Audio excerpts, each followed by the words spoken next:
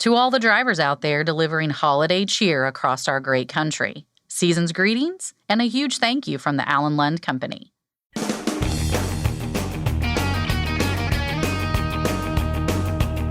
OOIDA, representing America's truckers since 1973, presents Landline Now with your host, Scott Thompson. Find yourself muttering, "What is wrong with people?" more and more on the roads these days. That's likely because more people are, in fact, driving dangerously. A new study from AAA confirms your feelings. We'll get the details from AAA's Rebecca Steinbach a little later on in the program. Then cargo theft is on the rise, and the problem is likely to get worse this month with Christmas right around the corner. Trista Roby and Trina Skywalker of OOIDA's Truck Insurance Department have some tips on what to look out for, how best to secure your cargo, and how to avoid becoming a victim. And finally, a legislative panel in Georgia has some ideas for fixing a problem that just doesn't exist, the driver shortage. But as misguided as the directive may have been, Keith Goebel of Landline Magazine tells us the panel has some ideas that could benefit truckers anyway. All that and more coming up on our show today. But first, the news with Ashley Blackford. Thanks, Scott. Diesel is down 10 cents, bringing the average to under $4 a gallon, according to the U.S. Energy Information Administration. The average price for diesel now sits at $3.98. The Midwest saw the biggest dip of 12 cents a gallon, bringing the total average to $3.90. New England only dipped a penny per gallon, leaving the average for diesel at $4.41. ProMiles had Tuesday morning's average at $4.06 nationally, down about 7 cents compared to a week ago. The ProMiles survey had prices down in all 10 regions. The biggest decline is in California at 13 cents. A big drop in loads in the spot market last week. Robert Rouse with DAT says they saw loads decrease to 868,000 following a strong Thanksgiving week. Rouse says this is one of the rare times it's gone under 1 million over the last year. Seems like that was most likely the peak shipping week in the spot market for the entire month of December. The rest of December will most likely be similarly pretty slow until we roll into 2024. Looking at the overall strength of the spot market last week, we saw loaded truck ratios decrease across all three equipment types. With last week seemingly being the peak for December, we would not expect much movement in the market over the next few weeks, as it just kind of is a slow month. When we look at this week's reefer loaded truck ratio, just one example of the market, after doubling the week after Thanksgiving, load post volumes actually decreased by 38% week over week, erasing most of the prior week's gains. And according to the USDA, the reefer spot market is influenced by lower fall produce volumes, mainly in California, where volumes were 39% lower compared to 2022.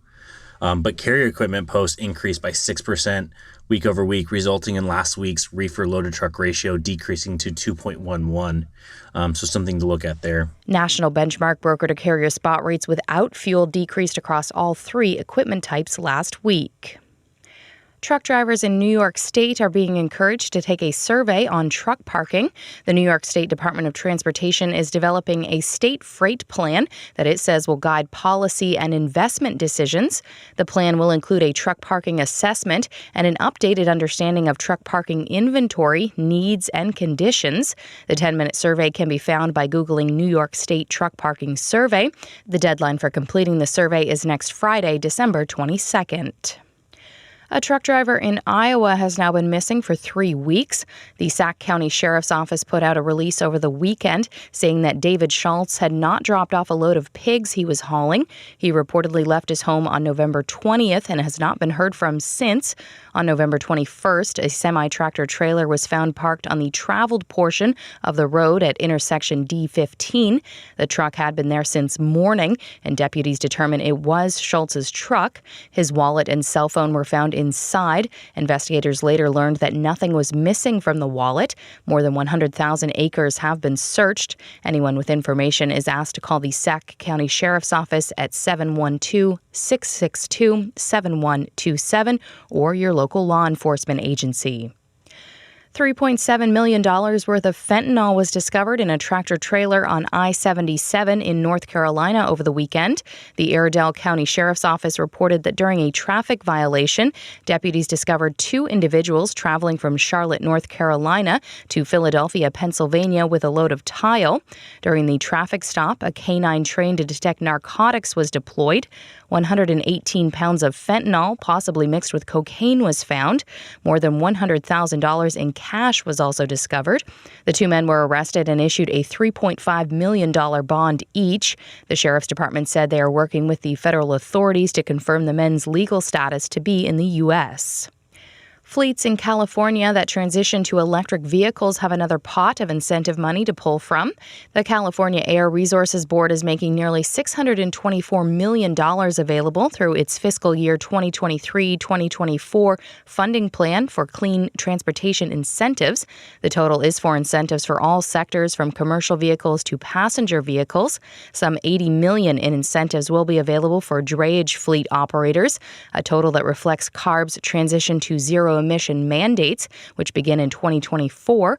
More than $14 million will go toward a finance assistance program that targets operators and owners of small fleets. It's been 3 months since Missouri introduced hands-free legislation. In August, Missouri began to prohibit the use of cell phones and other handheld devices while driving. Cambridge Mobile Telematics reports that since the law was introduced, distracted driving in the state has fallen more than 4%. The telematics service provider estimates that the law has helped prevent 350 crashes, 1 fatality, and $8.3 million in economic damages. The National Transportation Safety Board is calling on the National Highway Traffic Safety Administration to act on its recommendation to require impaired driving detection technology in vehicles. December is National Impaired Driving Prevention Month. According to a news release, about a third of all traffic fatalities in the U.S. are due to alcohol-impaired driving crashes, resulting in more than 13,000 deaths annually. After a New Year's Day crash in 2021 that killed 9 people, including 7 children, the NTSB called on NHTSA to require all new vehicles to be equipped with passive alcohol impairment detection systems, advanced driver monitoring systems, or a combination of both that would prevent or limit the vehicle's operation if alcohol impairment was detected. According to the release, that recommendation remains open and classified as an unacceptable response. The Federal Highway Administration has approved $110 million in grants for wildlife crossing projects across 17 states. In a news release, the agency said the money will support new crossings over and below busy roads, add fencing, and acquire tracking and mapping tools. There are 19 projects in all. The Federal Highway Administration notes that there are more than 1 million collisions between wildlife and vehicles in the U.S. each year, which results in some 200 human deaths and 26,000 injuries to drivers and passengers. The grants are part of the Wildlife Crossings Pilot Program, which was created by the Infrastructure Law. Over 5 years, the program will dole out $350 million. And finally, Washington State Police had to scramble early this morning after 2 tractor-trailers collided, causing dozens of eggs to spill all over a bridge. State Route 18 was fully blocked near the Raging River Bridge west of I-90, while crews cleaned up the spill. Minor injuries were reported. That's Landline Now News for today. I'm Ashley Blackford. Thanks, Ashley. Coming up next, a pretty eye-opening study courtesy of AAA. It states in no uncertain terms that more and more people are driving dangerously out there. Maybe they're being aggressive, maybe they're using a cell phone, but whatever it is, you've probably seen it a lot for yourself out there. We'll get the details from AAA's Rebecca Steinbach right after this short commercial break. Stick around, there's more Landline Now on the other side. Thanks for listening. Be sure to like and subscribe. If you want more content, go to landline.media to get updated news, information, and archived editions of our show. Once again, that's landline.media. Control your toll costs and eliminate tolling headaches with Prepass Tolls. Prepass Tolls means toll volume discounts. Just one invoice for all tolls and fewer violations. Call 877-878-5970 or go to prepass.com. Attention all truckers, Dean Michael, the tax doctor here. I want to talk to you about those dreaded tax problems. I know you want to keep on trucking and not even think about them, but let's face it, they're not going away all on their own. You need professional help. I've been helping truckers put their tax problems in the rearview mirror for years. I can help you too. Call me now for a free consultation at 888-557-4020 or go to mytaxhelpmd.com. It's like I always say, keep your eyes on the road, I'll keep mine on the IRS. 888-557-4020. It's tested and proven. Burn 2.1% less fuel when you balance all wheel ends with Centromatic. Call 800-523-8473 to get the OOIDA discount. Landline now. Welcome back. If you think that the four-wheelers are acting a little more risky in their driving habits lately, you're not wrong. The American Automobile Association, or AAA, has released a study that says more and more people are engaging in risky driving behaviors. Rebecca Steinbach is the senior researcher on the Traffic Safety Culture Index for AAA. She spoke with me recently about the study and its findings. Rebecca, overall, looking at the study results, how many of the drivers on the road are engaging in risky driving behaviors? So overall, we found 59% of drivers were classified into a category that involved some risky behavior. How does that compare with what it's been in the past? So we haven't done this particular analysis before.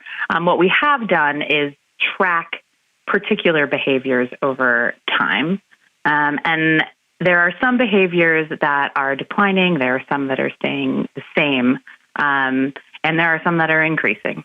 Okay. What are some of the most common risky driving behaviors the study identified for the current year? I think the most common this year and in previous years has been speeding, which we defined as driving 15 miles an hour per hour over a posted speed limit on the highway. 48% of our drivers reported doing that at least once in the last 30 days. Okay. You said that some behaviors are rising, some are falling. Can you give us some examples of each? Sure. Some of the behaviors that look like they're on the rise compared to a couple of years ago are driving without a seatbelt, which is up a few percentage points. Some of the behaviors that appear to be falling are drowsy driving, which is less than it was, say, 5 years ago. And some that are staying the same are some of our distracted driving behaviors. They seem relatively consistent, driving while reading a text or an email, or driving while manually typing or sending a text message. We're looking at between a quarter and a third of our drivers admitted to doing those in the last 30 days. In looking at the study, it talked a little bit about public perception as well. And I'm wondering if you can talk a little bit about the public perception of aggressive driving. What behaviors do drivers on the road perceive as being aggressive? So we measured in our study, we consider speeding 15 miles an hour per over the speed limit, and driving 10 miles an hour over the speed limit to be, sort of aggressive behaviors. But we also measured two others. We measured driving through a light that had just turned red when you could stop safely, and driving aggressively, so switching lanes quickly or driving very closely behind another car. Okay. What about impaired driving? What do drivers perceive as dangerous in terms of impairment? Our impaired driving measures overall had the sort of highest rates of perceived danger of all of the behaviors that we looked at. So nearly everyone, 95% of drivers, felt that drowsy driving was very or extremely dangerous. Alcohol-impaired driving was very or extremely dangerous, or driving with potentially impairing prescription drugs. 85% of our drivers thought was very or extremely dangerous. I would say the one impaired behavior that fewer drivers perceived as dangerous was driving shortly after using marijuana, which only 70% of drivers thought was a dangerous thing to do. That's interesting. Is that a surprise to you? It's pretty consistent with what we've seen in previous years. I think overwhelmingly, drivers are aware that impaired driving is dangerous, apart from cannabis impaired driving. I think it is kind of surprising in general, but it's similar to what we've seen in past years. The study identified 6 different groups of drivers based on the results. I'm wondering if you can go through what those were and what characteristics define each of those groups. Sure. So first off, we had, reassuringly, the largest category we found were safe drivers, and they made up 41% of our drivers. And these were drivers that tended not to engage in any of the dangerous behaviors we studied. And our safe drivers, they tended to be older, so that the average age of a safe driver was older than the rest of our sample, and a greater proportion of women made up that group. The next biggest group we found were our speeding drivers, and they made up 23% of our drivers. And these were folks that admitted to speeding 15 miles an hour or more on the freeways, or speeding 10 miles an hour or more on residential roads, or both. But they didn't tend to engage in any of the other dangerous behavior. So no distracted behavior, no impaired driving, just primarily speeding only. And these folks were also skewed a little bit older. A greater proportion of men made up this category, and a greater proportion of people who lived in urban areas made up our speeding drivers. The next biggest group that we found were what we've called our distracted and aggressive drivers. And so these, I think they made up 17% of our drivers. And they are drivers that engaged in some of the distracted behaviors, like reading a text message while driving. They engaged in speeding behaviors, and also some of those other aggressive driving behaviors, like running a red light or switching lanes very quickly. And these drivers tended to be a little bit younger than some of our other groups. The next group was what we're calling our distracted drivers, and these were drivers that engaged in distracted driving only. They didn't speed, they didn't engage in impaired driving, just distracted driving. And these drivers tended to be a little bit younger than average, and a greater proportion of them lived in rural areas. And now we're getting on to the 2 groups that are relatively small. The first is our most dangerous drivers. They made up 2.5% of our drivers, and they engaged in everything, right? Speeding, aggressive driving, impaired driving, distracted driving, you name it, they did it. And it's a very small proportion of our drivers, but they tended to be a little bit younger. A greater proportion of them were men, and a greater proportion lived in urban areas. And finally, the smallest group, they made up just 1% of our sample, were our impaired drivers. And these were drivers that only engaged in some of these impaired driving behaviors, like alcohol-impaired driving, cannabis-impaired driving, drowsy driving, those types of things. And they tended to be a little bit older, and a greater proportion of them lived in rural areas. I'm curious, based on all of that, is the AAA Foundation offering any policy recommendations based on the results of this? Not explicitly. I think I can speculate on what I think should happen in terms of policy. I think that, it's clear that a lot of drivers are engaging in dangerous behavior. And if I could urge one thing, it would be awareness, just to be aware when you're driving, to know your bad habits and when they're likely to occur, so that you can minimize the temptation to try to make up time by speeding or answer a phone call and multitask while you're driving. I think awareness definitely comes out, but I think it's clear that, awareness and improving driving behavior is only one part of the solution. I think people are human and they make mistakes, and they're always going to. And so we need to support some changes that put safety first in the whole system that we travel in, and sort of redesign our systems that are more forgiving of people's mistakes.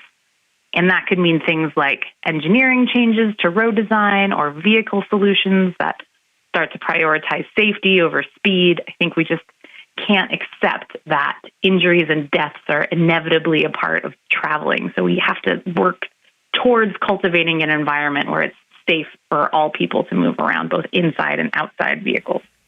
Okay. Real quick, just a little bit of housekeeping, Rebecca. When the study looked at these drivers, did it look at all kinds of drivers or just, say, car drivers particularly?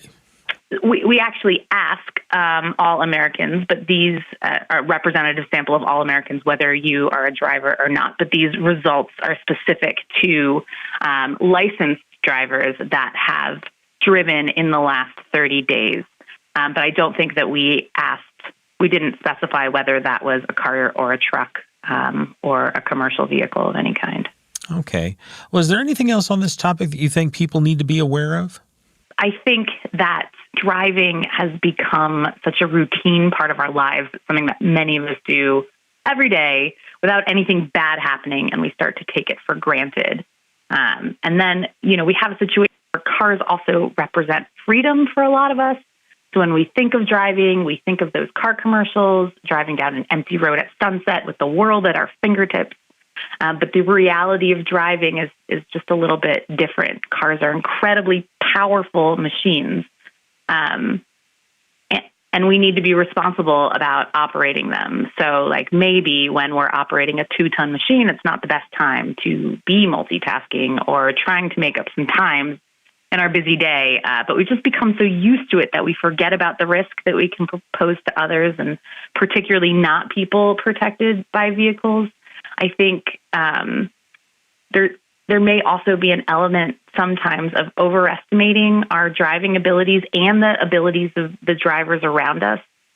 So, I feel like I'm talking specifically to these speeding drivers, that 23% of our drivers who only engaged in the speeding behaviors. They didn't engage in aggressive driving or impaired driving. I think they probably take driving really seriously. We know from our survey that a lot of people don't perceive speeding as dangerous, and that's likely why such a large proportion of us do it.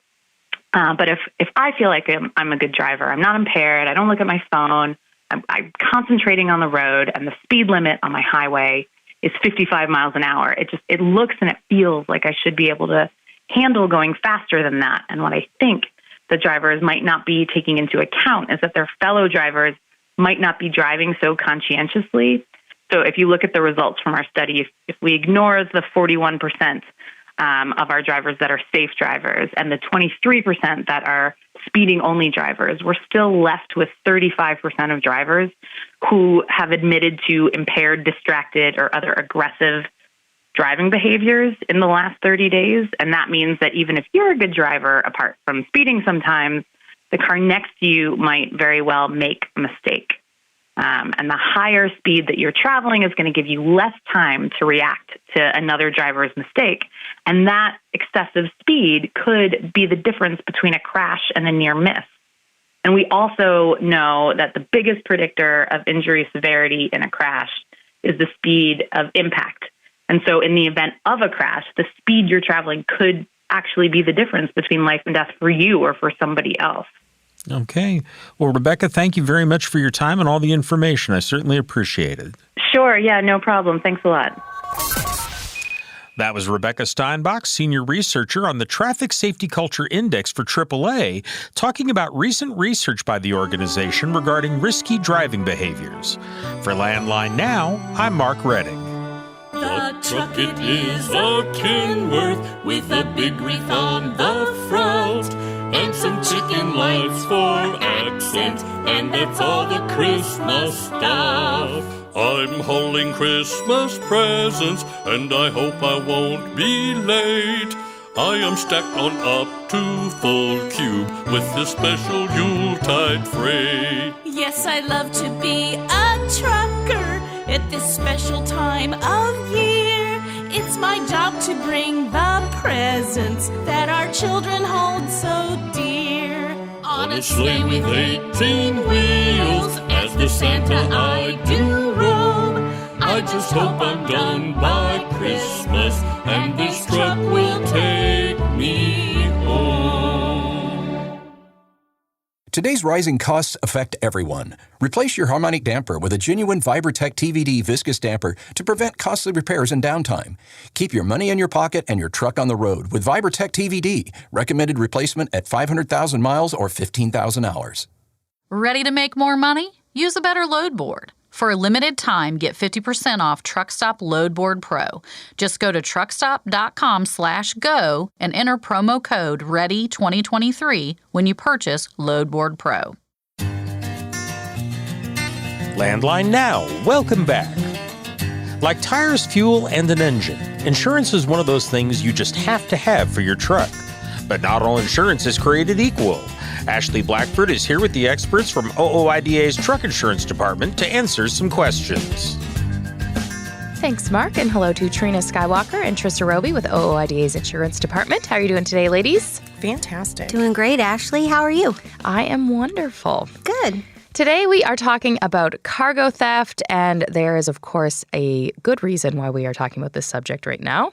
Yes, it is holidays. Tis the season. Tis the season. Yeah, and honestly, we were made aware of this, of the largeness. Yeah. Longevity. Yeah. Is that a word?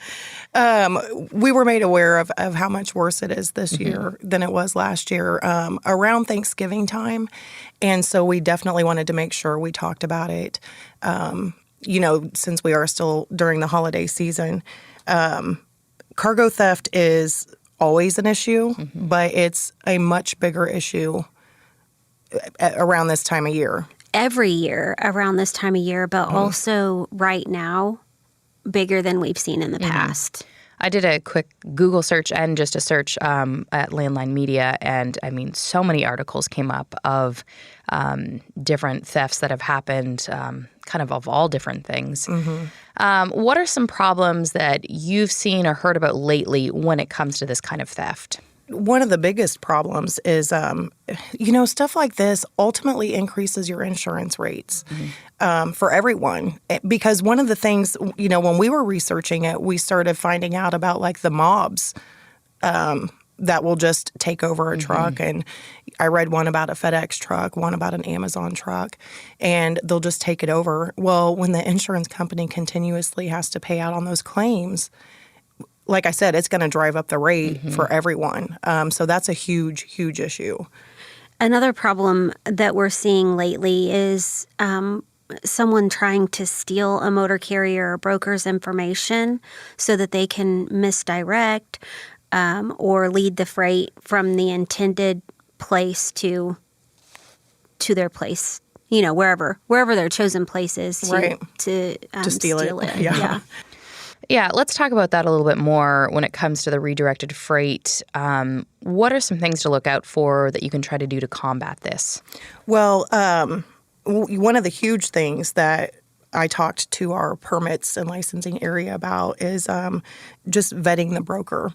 So if you're on a load board and you're looking to haul some freight, obviously that's why you're on a load board. Yeah. But if there's one that sticks out to you, research that company, research the broker. They said they didn't see it as much with like shippers because usually if you haul directly for the shipper, that's because you've formed a relationship with them over time. But shippers don't generally have a DOT number. So that was my question about that. And they said they don't see it quite as much with shippers. Yeah. So, I mean, by vetting your brokers, checking out like how long they've been in business. Do you have a past relationship with them? Do you know somebody that has a past relationship with them? Those are just kind of the immediate thoughts. But if they have their own MC number or DOT number, look it up and then start matching things up. If I know Trina had mentioned when we spoke about it, virtual addresses being a red flag. If they have a virtual address and don't have a main point of contact, that can be an issue. But also if their address on FMCSA doesn't match the address that you're dealing with or that you're being asked to put on the certificate or whatever the case might be, or if you're not being asked for a certificate at all. I mean, all of these things can be red flags. I mean, there can be, different. Each broker can have like different terminals and locations and that sort of thing, but you're typically going to know about those type of larger brokers. Right. Yeah, and I mean, it was also recommended even check the phone number. Does the phone number on the load board or wherever you're looking for this load, does it match what's on FMCSA? And like kind of going back to what Trista just said, I'm sure there's going to be different phone numbers. If there's different facilities or different terminals, there could be different phone numbers too. But it's still worth checking. Honestly, even street maps, if you Google the address and look at a map, Street view. that will let you know a little bit more about who you're dealing with or what kind of location. Make sure it's not a virtual address. Yeah, right. Exactly. Are they asking you for too much information? Are they asking you for information that other brokers aren't typically asking for, such as your DOT PIN number or your driver's license number, that sort of thing? Those are red flags, almost like what we've been taught over the years about if somebody's calling you to tell you that you have money waiting, we just need your social security number. Like, if they're asking for too much information, that's a red flag for you. And if they have your DOT PIN number, it's pretty, from there, my understanding is that it's pretty easy to sort of just take over your information. And we run into it. We've seen it more and more over the years where we'll ask somebody who's getting insurance with us or who has had insurance with us and is renewing. And we found some inspections with equipment that they've never seen or heard of. And eventually they end up kind of doing the research and finding out that their DOT number or MC number has been stolen and being used by another party. I just actually saw a claim the other day where there was an accident. The driver wasn't one that we had on the policy. And then come to find out he wasn't supposed to be on the policy. He just stole the info and put it on his truck. So then naturally it leads to an issue with insurance claims and things of that nature. I didn't used to see it as much with brokers, which is why it's why we wanted to talk about that part too, because we've seen it over the years with your MC number, someone taking your info, getting loads under brokers. And apparently it is becoming a bigger problem with the cargo theft, like Trista said, so they can misdirect, misguide where you're delivering to and just steal it. I'm sure it happens with a variety of freight. We've seen, what I read said that some of the bigger issues were copper, brass, metals, apparel, and they specifically said like officially licensed sports apparel, which, I mean, that makes sense. Yeah, if you buy any of that, it's not cheap. So, I'm sure there's a reason behind that. Speakers, cable boxes, beauty products. I guess those are some of the more targeted items. But like I said, I'm sure it happens with all kinds of stuff. Yeah. Well, because a lot of times I don't even know that people know what they're getting into, especially in some of those flash mob type instances. Right. They don't even know what they're getting into or if the load's that valuable, I was reading one before coming in here to record, and it was beef. The guy got swarmed, and they said, we're just going to take a little bit of it. But, so it's really, it's hard to gauge on that. Are there any areas, locations that are kind of worse than others? Any other states that... It more commonly occurs in California, Texas, Florida, Georgia, and Illinois. Illinois is sort of the one that I'm surprised to see in there. I was just going to say, like, Illinois is kind of an odd one to me. Yeah. But the other ones, I mean, those are areas where we see theft of vehicles and that sort of thing more largely occurring also. So, the other four don't surprise me at all. Well, they tend to be higher risk states in general. Yeah. For a variety of reasons. But not usually Illinois. What can a driver do to ensure their load is secure and stays secure? Well, we've talked before. First of all, what you really want to keep in mind is checking on your equipment. If your truck is loaded and unattended, first of all, there could be an insurance issue because a lot of insurance policies are going to exclude a loss if it's been unattended for a certain amount of time. This is a good point to say check with your agent. Yeah. Yes. We have not always good advice. We have not inserted that yet. So Correct. Check with your agent, check with your policy wording because policies do have like unattended freight clauses. And I think that's why there's a spike in this over the holidays is because people are leaving their equipment unattended a little bit more than they normally do, or for longer periods of time. So if it's a situation where you can't park at home, if it's in like a rental spot or something of that nature, then I would definitely check on it. Hopefully, if it's in a secured lot, you're not going to run as high of a risk with that happening. But, we've talked before about taking photos, even just as a precautionary for you if you're hauling something that someone could claim damage on later. I would take photos. I would check on it. Make sure it's not unattended for long periods of time. And if you have the option, be sure that it is in like a lighted, secured, gated lot. A lot of times if there's somebody, in that lot and we don't see thefts in those types of lots, whenever they're secure to the point of having somebody there 24 hours. And I know that's probably more costly to you as an owner-operator, but it's not as costly as a cargo claim. Yeah. Right. Yeah, and I mean, when we were doing our research, it said that it was over $30 million in cargo. If you tally up the items that were stolen, it's, over $30 million. And I don't know if that was in a quarter, in a year, regardless. That's a lot. Yeah. It's a lot. What should someone do if their load has been stolen on the insurance side of things? Well, the first thing to do would be contact your claims company, your insurance company, if you don't have immediate access to the claims company, and report the claim as stolen. And then that insurance company will sort of be your advocate and your go-between, working with the broker or shipper, seeing if there's any sort of recovery. I know there needs to be a police report. Right. So, those are all things to keep in mind. This isn't necessarily on the insurance side. I would definitely contact the receiver, let them know. I mean, it's not common, but I think sometimes if the receiver's closed, then the driver might park the truck there overnight.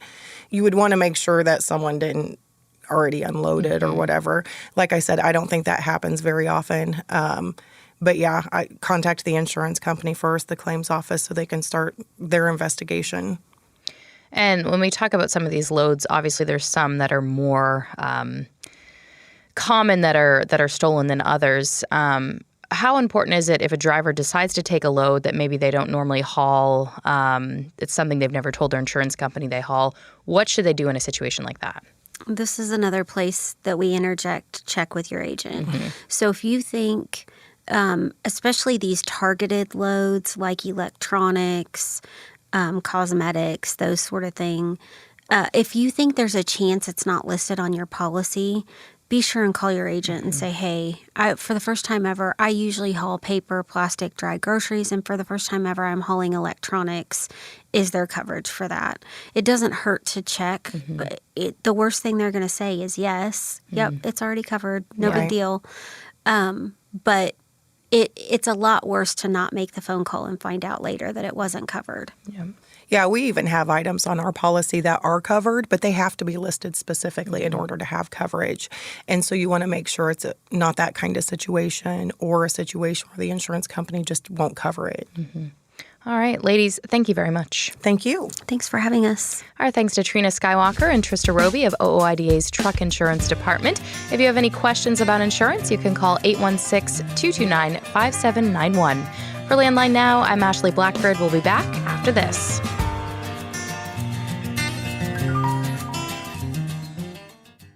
Since you started, what you've loved about trucking is the freedom. Heading out on your favorite route, a good driving song, and thinking about truck insurance. Well, maybe not that last one. That's why we're here. At OOIDA, we have a full range of truck insurance products, expert advice, and great customer service, helping you get the right coverage for your operation. Go to OOIDA.com, because your job is to drive. Our job is to help with everything else. Welcome back to Landline Now. What do you call it when you invest time and effort trying to solve a problem that doesn't exist? Whatever it's called, we've got legislators in one state doing just that. We'll let our next guest explain what that looks like. Keith Goebel is a state legislative editor at Landline Magazine, and he joins us in Studio A now. Keith, thanks for being here. Scott, thanks for having me in. Always good to have you here. So the state I was alluding to there is Georgia. They've got a legislative panel that's been tasked with addressing the so-called problem I was alluding to, the so-called driver shortage in the state. Let's start with some background on this panel itself, I suppose, how it started, what the goal was, and on down the line there. Yeah, obviously addressing trucking issues, concerns, points that have been made during recent legislative sessions and deciding that coming up with a study panel to have folks in representing the trucking industry and obviously state-related officials to get a better understanding of maybe what all need to be addressed and lawmakers being told that there is a truck driver shortage may be as folks are probably well familiar, maybe the poster child of what they need to do in the trucking industry. Reality or not, I mean, that's usually what, it seems as though lawmakers are being told, and the kind of from that starting point is where they went with this particular committee, and it's why truck driver shortage was part of their working title. There were actually, I believe, like 16 recommendations that came out of their 4 hearings that they held here this year that wrapped up at the end of November. And those 16 recommendations to help address needs that truck drivers have there in Georgia are really, it's much more than just simply saying that there's a truck driver shortage. It is really the focus for the committee was to address how to make the job, I don't want to say easier, but just less restrictive or less complicated, just a lot of things, and a lot of good recommendations that have come out of their discussions, which to this point it will be up to the full legislature to review those recommendations and come up with some possible solutions in the form of legislation. Yeah, we've covered it obviously time and time again here on the show that this is not really a driver shortage issue. It's more of a retention issue. And to your point there, these recommendations that they did come up with, they do appear that they would actually help, truck drivers at large. We have things on truck parking that they mention, which would help with retention and a number of other issues as well. Some of the recommendations there, I guess is my point here, are going to help truck drivers that are on the road there in Georgia if these recommendations are taken into account. Yeah. And, I would say out of the 16, I believe it is 16 recommendations that they came up with, probably the one that it appeared that they spent the most time on was the state's direct action statute. They had, and I know we've talked about it here earlier this fall. One of the hearings, they had the Georgia Insurance Commissioner in there, and pointing out to the lawmakers there on the panel that Georgia, they're one of only 4 states with a direct action law, which it allows a plaintiff to take direct action against the responsible insurance company. But as the commissioner had pointed out, is that Georgia, they don't allow any insurer to be named as a defendant in any other business except trucking. And that, again, complicates the process as far as being a commercial driver out there and obviously insurance and addressing that point, direct action there in the state is one of the starting points that lawmakers need to look into removing again from statute. So we've got this, 30-page report or roughly 30-page report now. What exactly happens with it? What does, I guess, it look like if the legislature there takes up these recommendations and does something about it? Yeah, well, I mean, it might be complicated for all of these recommendations to be included in one piece of legislation for lawmakers to approve. I think more realistically, you're probably going to see multiple bills be brought up for lawmakers to consider. You might see a standalone bill with this direct action statute. There are other recommendations, even addressing expanding truck parking options. Being another recommendation that they do have, that you're most likely, you're probably going to see something. It's worth pointing out, one of the lawmakers, actually the Senate Majority Leader, was part of this panel, and during discussion, he had pointed out to other panelists that there are other states, and he highlighted Arkansas, and they're providing parking options just right off Interstate 40, and the belief that Arkansas is likely not alone in having options right off the interstate available for truck drivers, and that is something that Georgia needs to be more aggressive with, and that sort of thing. And definitely good to have the head of the Senate, essentially the majority leader, advocating for again making some favorable changes for truck drivers. Absolutely. Let's move on to Wisconsin here, where there's a bill that would create a commercial driver training grant program. That bill is moving forward now. Seems like this one might have roots again in this so-called driver shortage narrative. What is the driving force behind this bill there in Wisconsin? Yeah, just really just trying to encourage folks to become involved. Obviously, they're in the industry driving a truck. This is a piece of legislation that the Senate, the full Senate, has approved. It allows it to move over to the Assembly for further consideration. But in doing so, the state would administer a grant program. This is something that it would be for eligible CDL training providers if they're in Wisconsin, and for those folks who are interested in becoming truck drivers, if they're Wisconsin residents, you would have these training requirements put in, and the whole idea is I don't want to say simplifying the process, but putting in a good process again for covering costs to again train folks who want to be drivers. And I know the conversations leading up to where we are now, conversations have largely centered on the importance of trucking in Wisconsin.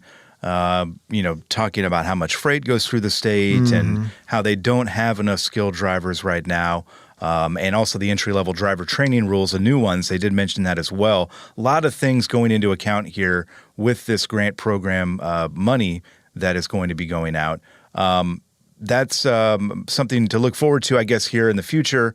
And this is still a bill, right? We're still waiting on progress here. Yeah, I know we're moving in late into the year, but it is still active. Okay. It hasn't come up for committee consideration in the second chamber. As I mentioned, it had passed the first chamber of the Senate. It's still waiting for discussion and possible votes to advance it on there in the Assembly. But again, this worth pointing out. This would be a temporary program. The legislation is written that it would actually sunset in the summer of 2025, but wanting to kind of get the ball going and providing grants for those folks who are interested in becoming truckers, and seeing what kind of feedback they get there in the state, and at that point determine whether or not it's something that they would want to make permanent. We'll keep an eye on it. Keith, thanks for your time. Yeah, thanks for having me. And that's our show for today. We appreciate you spending some time with us. We're back tomorrow with another show. So until next time, take care and drive safe. Thanks for listening. Be sure to like and subscribe. If you want more content, go to landline.media to get updated news, information, and archived editions of our show. Once again, that's landline.media. I'm a dad, a son, a husband, wife. I'm a writer, photographer. I farm. I'm a veteran. I love old cars, fishing, my kids, Chrome, and I am a professional truck driver. And together we are OOIDA. OOIDA was founded by truckers to stand up and speak on behalf of truckers. We've done that by combining the individual voices of our members into a single, powerful voice. Protecting your interests, defending your rights. Join us! Make your voice heard. Join OOIDA, the Owner-Operator Independent Drivers Association. Call 1-800-444-5791 or visit ooida.com.